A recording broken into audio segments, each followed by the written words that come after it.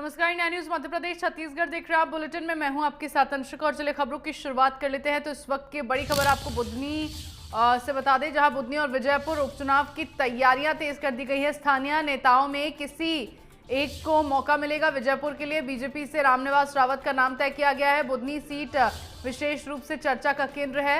Ramakant Bhargava, doctor बरखा वर्मा और रघुनाथ भाटी के नाम की चर्चा तेज है। तो बुधनी सीट विशेष रूप से चर्चा का केंद्र बनी हुई है। ये बड़ी खबर आपको इस वक्त की बता दें। बुधनी और विजयपुर उपचुनाव की तैयारियां तेज कर दी गई हैं।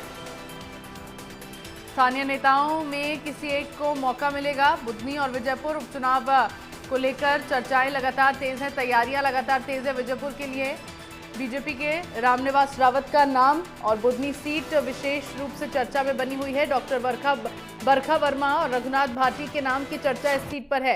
ये बड़ी खबर इस वक्त की आपको बता रहे हैं, जहां पर स्थानीय नेताओं में किसी एक को मौका मिलेगा बुधनी और विजयपुर सीट पर। विजयपुर के लिए बीजेपी से रामनिवास रावत का नाम तय किया गया है और बुधनी की जो सीट है वो भी विशेष रूप से चर्चा में बनी हुई है।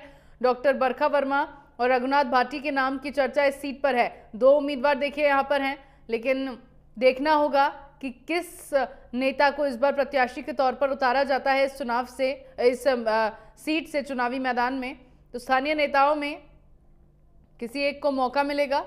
हालांकि दावेदार आप देख रहे हैं कई है यहाँ। विजयपुर के लिए तो नाम डिसाइड कर लिया गया, लेकिन आगे बुधनी सीट पर विशेष रूप से बुधनी सीट जो है वो चर्चा में बनी हुई है।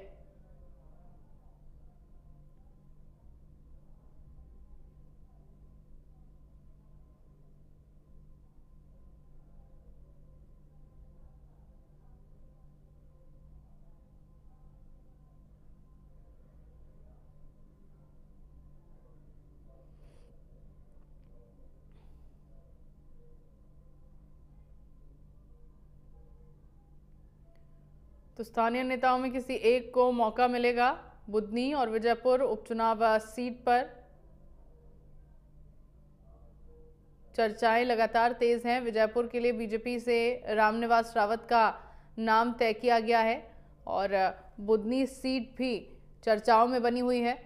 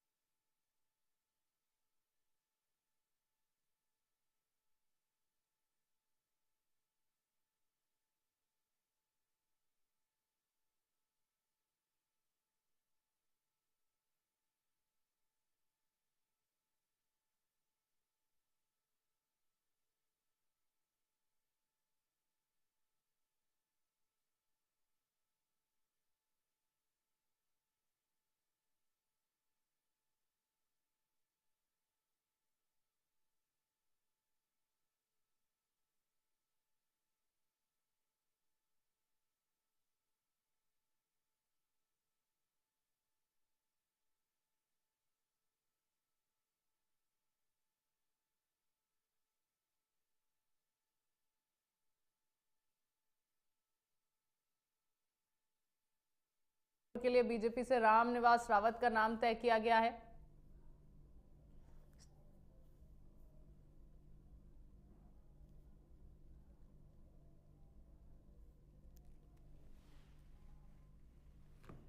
और खबर पर ज्यादा जानकारी के लिए मेरे साथ संवाददाता चेतन सेठ लाइव जुड़ गए हैं। चेतन, फिलहाल क्या चर्चाएं बनी हुई है बुधनी और विजयपुर सीट को लेकर?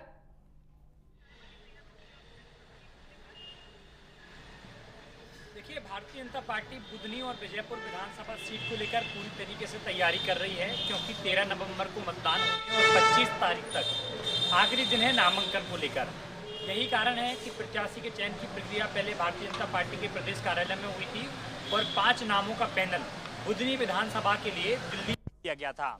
हालांकि विजयपुर विधानसभा सीट की अगर बात की जाए तो वहां से रामनिवास रावत का नाम तय है, लेकिन बुधनी विधानसभा सीट पर 5 नामों के पैनल दिल्ली भेजने की चर्चा है, जिसमें पहला नाम उभर कर आ रहा है पूर्व सांसद रमाकांत भार्गव। बड़े नेता हैं, शिवराज सिंह चौहान के करीबी हैं, क्योंकि शिवराज सिंह चौहान लंबे समय से वहां पर प्रतिनिधित्व उनका रहा है और वो चाहते हैं कि उनके व्यक्ति को टिकट मिले। हालांकि ये पार्टी तय करेगी।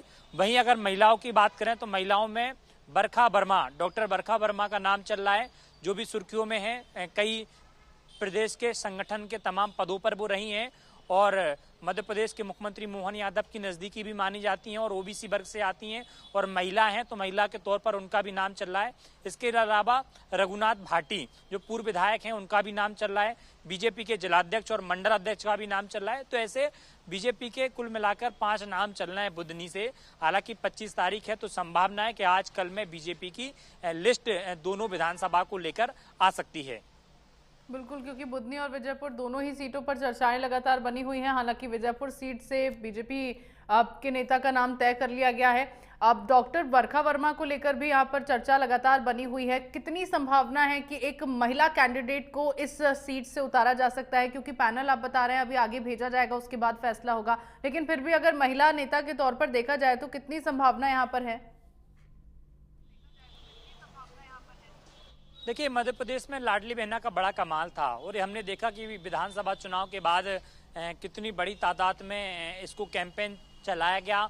लोकसभा चुनाव में भी बड़ा मुद्दा रहा। उसके बाद अब तमाम राज्यों के चुनाव हैं, हाल ही में महाराष्ट्र में भी इस योजना को लागू किया गया। तो ऐसे में देखा जा सकता है कि अगर महिला के तौर पर अगर देखा गया तो डॉक्टर बरखा वर्मा के नाम पर मोहर लगने की संभावना है, चूंकि एडवोकेट भी वो हैं और पार्टी के तमाम पदों पर भी वो जिम्मेदारी संभाल रही हैं। तो ऐसे में अनेक चर्चा उनके नाम की दावेदारी मजबूत होती है। हालांकि केंद्र का निर्णय है, आखिरकार केंद्र किस नेता को पसंद करता है तो केंद्र ही मोहर लगाएगा, क्योंकि बीजेपी में तय रहा है जिन जिन नेताओं का कई बार नाम चलता है उन नेताओं को भी दरकिनार कर दिया जाता है और कई बार ऐसा चेहरा निकलकर सामने आ जाता है जो बिल्कुल पार्टी के लिए और वहां के लोगों के लिए बिल्कुल नया चेहरा है। तो विधानसभा चुनाव और लोकसभा चुनाव में भी कई बार ऐसी तस्वीर देखने को मिली। यही कारण है कि बीजेपी के किस चेहरे पर मोहर लग सकती है ये फिलहाल दिल्ली ही तय करेगा, लेकिन प्रदेश कार्यालय की ओर से 5 नामों का पैनल दिल्ली भेजा गया है। चलिए ठीक है चेतन, नजर इस पर आप बनाए रखिएगा। फिलहाल के लिए बहुत शुक्रिया जानकारी साझा करने के लिए।